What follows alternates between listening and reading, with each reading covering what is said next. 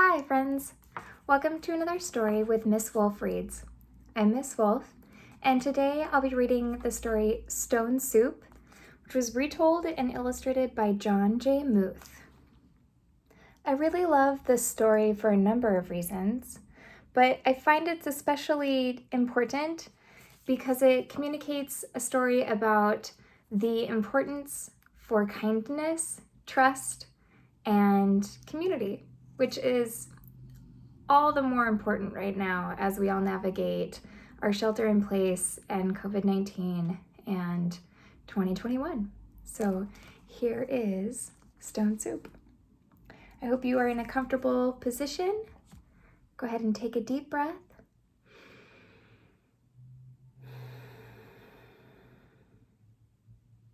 And let's begin. Stone Soup. Retold and illustrated by John J. Muth.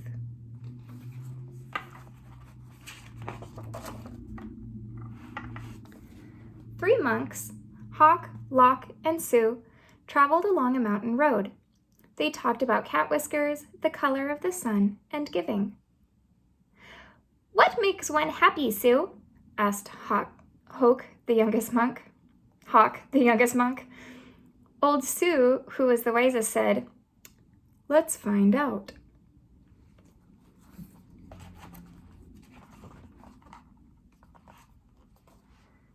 The sound of a bell brought their gaze to the rooftops of a village below.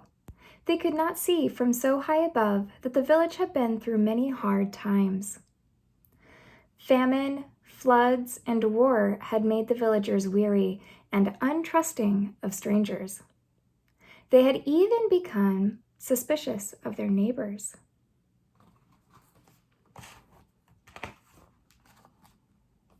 The villagers worked hard, but only for themselves. There was a farmer, a tea merchant, a seamstress, a scholar, a doctor, a carpenter, and many more, but they had little to do with one another.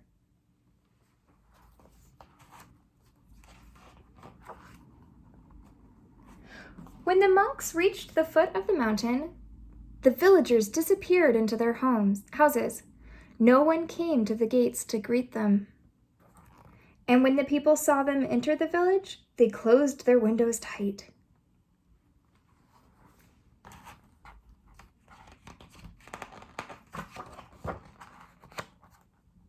The monks knocked on the door of the first house. There was no answer. Then the house went dark. They knocked on a second door, and the same thing happened. It happened again and again, from one house to the next. "These people do not know happiness," they all agreed. "But today," said Sue, his face bright as the moon, "we will show them how to make stone soup."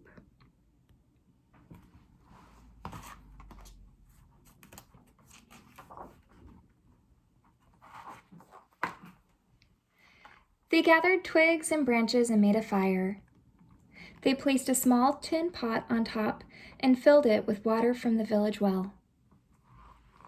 A brave little girl who had been watching came to them. "What are you doing?" she asked. "We are gathering twigs," said Lock. "We are making a fire," said Hawk. "We are making stone soup, and we need 3 round, smooth stones," said Sue.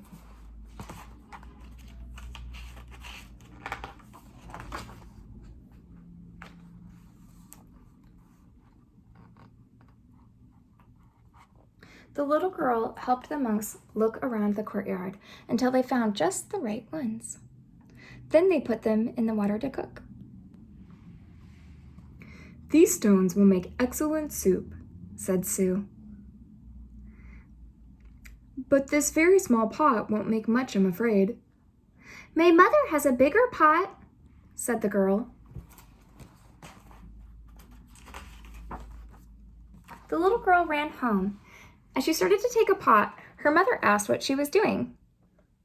"The 3 strangers are making soup from stones. she said. "They need our biggest pot." Said the girl's mother. "Stones are easy to come by. I'd like to learn how to do that." The monks poked the coals. As smoke drifted up, the neighbors peered out from their windows. The fire and the large pot in the middle of the village was a true curiosity. One by one, the people of the village came out to see just what this stone soup was.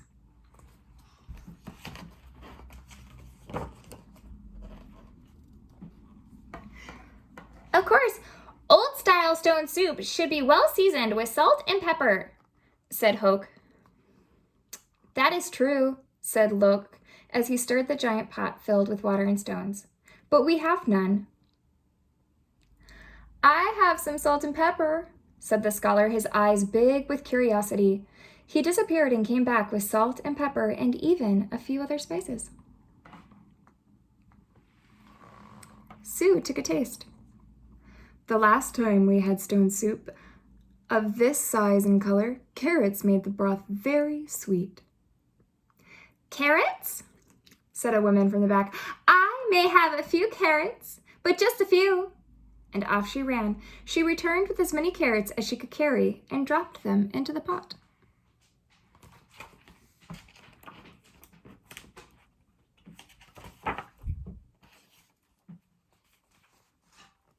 "Do you think it would be better with onions?" asked Hawk. "Oh, yes, and maybe an onion would taste good," said a farmer, and he hurried off. He returned in a moment with 5 big onions, and he dropped them into the bubbling soup. "Now that's a fine soup," he said. The villagers all nodded their heads, as the smell was very agreeable. "But if only we had some mushrooms," said Sue, rubbing his chin. Several villagers licked their lips. A few dashed away and returned with fresh mushrooms, noodles, pea pods, and cabbages.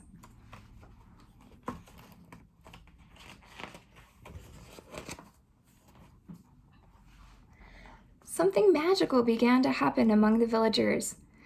As each person opened their hearts to give, the next person gave even more.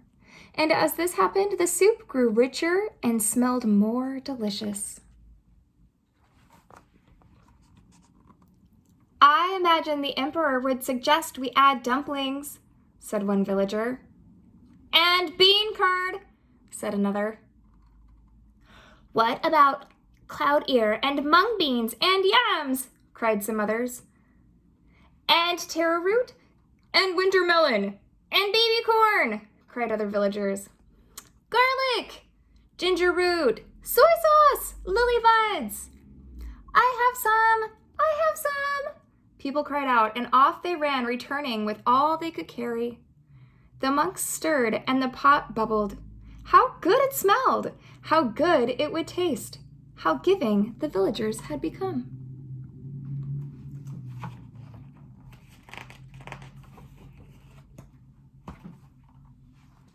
At last, the soup was ready.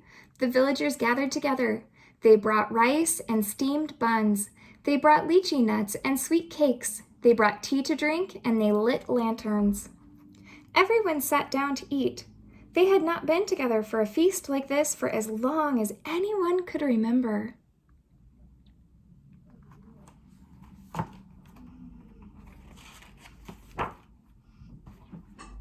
After the banquet, they told stories, sang songs, and celebrated long into the night. Then they unlocked their doors and took the monks into their homes and gave them very comfortable places to sleep.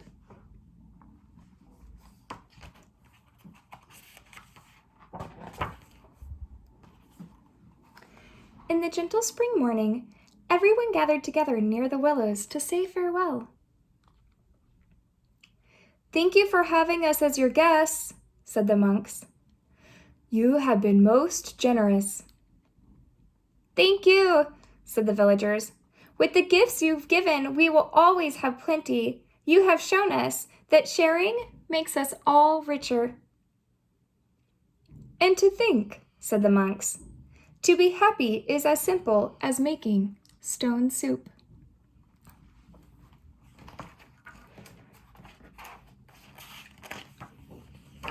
Was it the stone soup that made everybody happy? What do you think?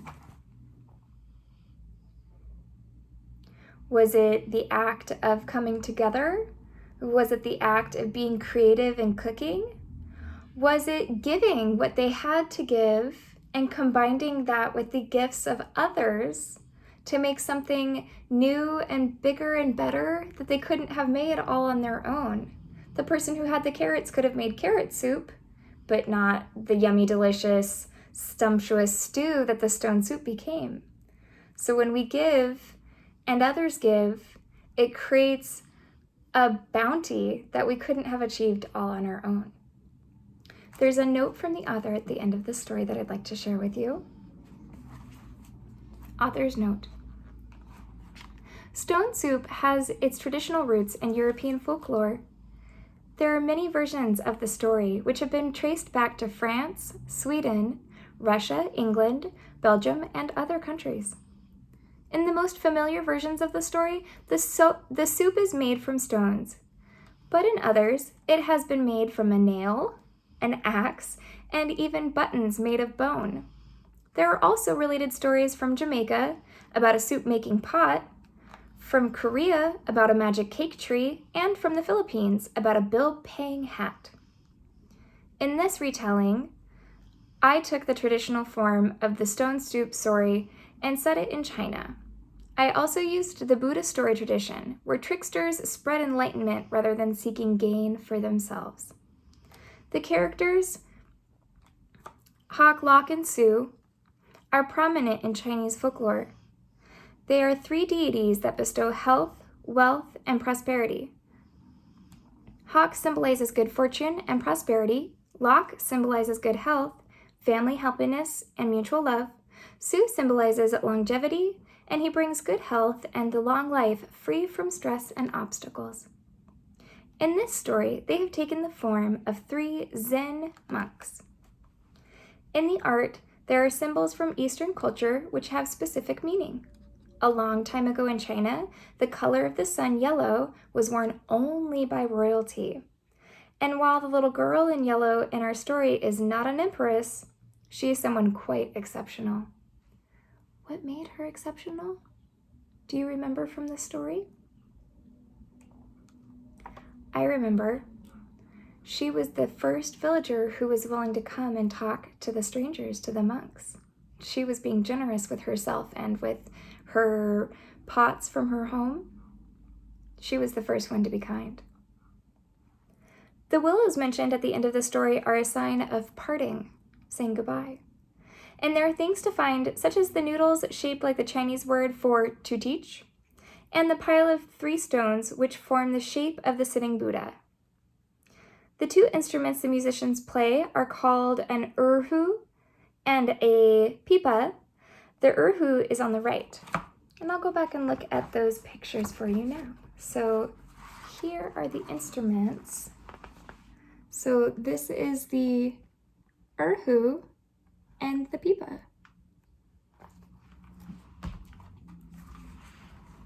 There have always been Zen poet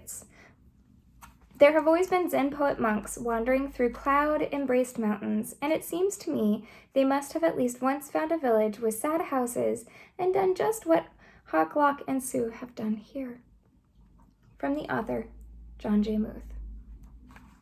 I appreciate that he included the references about his art and the story and the history behind it and how it has its roots in so many different cultures around the world, because being kind and generous and community is such an important thing for all people, no matter where you're from or where you live now. It's an important thing to be kind to one another.